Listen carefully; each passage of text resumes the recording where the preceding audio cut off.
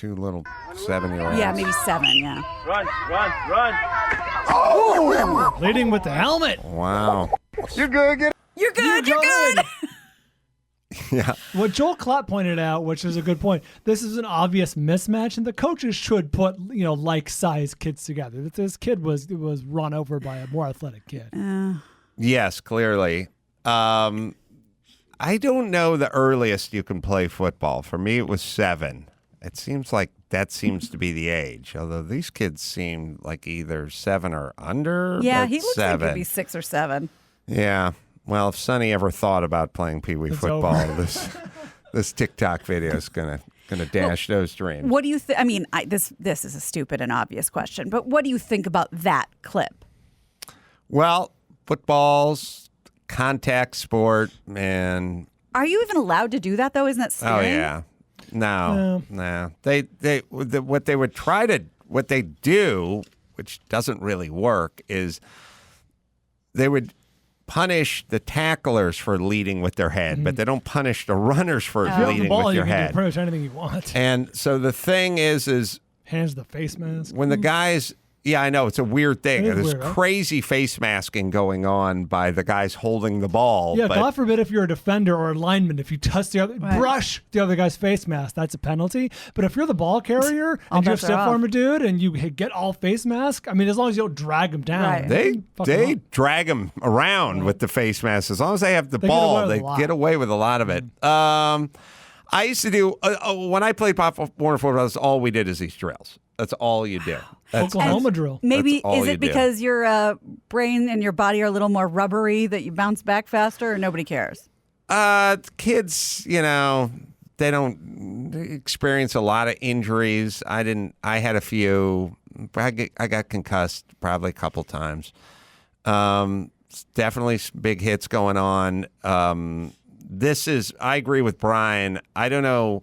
I was doing Fighter and the Kids earlier, and Brandon Schaub, who played a lot of football, noted that why was the guy filming this one, and why did he put these two together? And I don't know if there's something a little nefarious there with the coach, like kind of knowing this is going to be a big outcome. Like I should get my camera out. How dumb is he though? Because now everybody hates everybody involved except the little one that got smeared. Well, that always works that way when people go, I want to film this thing. Yeah. Put it on the internet. This is gonna be good. Yeah, I'm gonna go to the Costco and do battle with some Karen about masking, and then I'll throw it up on the internet, Right. and everyone will think I'm the hero. Right. And they're But- shocked when they're not. Right. But it's dramatic. The kid's fine. I'm assuming this shit goes on all day, every day.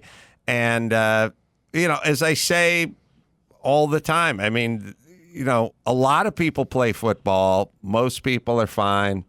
There's a lot of issues involving traumatic brain injuries and things like that. It's the stuff you hear about. I mean, millions of people participated in football throughout Right. generations. We're not and- like Night of the Living Dead walking around. Yeah, and as I was talking earlier today, I said, look, there's this school. There's a school that goes, oh, we should ban football or ban youth football or ban tackle youth football or whatever you want to do. And then you go, why? And you go, well, because it's dangerous and people could get hurt. And then you go, okay, but it's dangerous in that we just shut down our entire world because somebody could have got COVID. I mean, Los Angeles, California got fucked up royally because somebody said, we got to play it safe. Right. Everyone stay in your house for a year. But things don't live in a vacuum or bubble, so you could go shut down youth football, but there's a lot of benefits that come from youth football. And I don't think the analogy is so much different than shut down the economy because we got to play it safe. Yeah. Like, true, maybe it'll be safer, but then there's also bad things that come from that. There's a lot of inner city kids who rely heavily on football and youth sports and gives them and you get a lot of teamwork and pride and self-esteem and like all the good kind of stuff, all the good positives that you want like young men especially to have growing up. You can get a lot of that from football. You can get a lot of work ethic. You can I'll tell you the one thing that you get that no one really ever really talks about. You learn to rally in terms of you can push through the pain. Fourth quarter effort. It's running those wind sprints out. I mean, Brian remembers this. Of course. Running those wind sprints out in the San Fernando Valley, you think you're going to throw up, you're lightheaded, you're wheezing, like you can't do anymore. And the coach is like, we're doing one more. You line it up.